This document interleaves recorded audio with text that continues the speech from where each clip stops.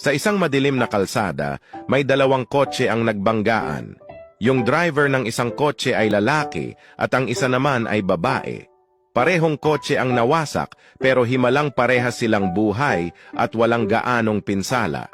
Gumapang sila palabas ng kanilang kotse at nagsalita ang lalaki. Wow! Tignan mo naman kotse natin.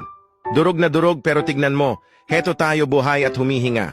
Siguro sign to galing sa Diyos na magkikita tayo, magkakakilala, magiging magkaibigan, at magsasama sa hirap at ginhawa.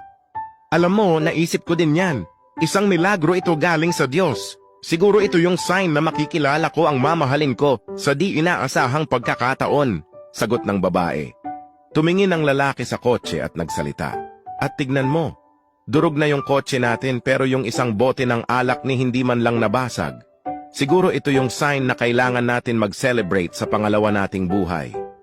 Kinuha ng lalaki ang alak at binuksan. Umupo silang dalawa sa gilid at binigay ng lalaki ang alak sa babae. Pagkatapos uminom ng babae, tinakpan ng lalaki ang alak at tumayo. Di ka ba iinom? Tanong ng babae. Sumagot naman ang lalaki ng, mamaya, hintayin ko lang muna yung mga pulis.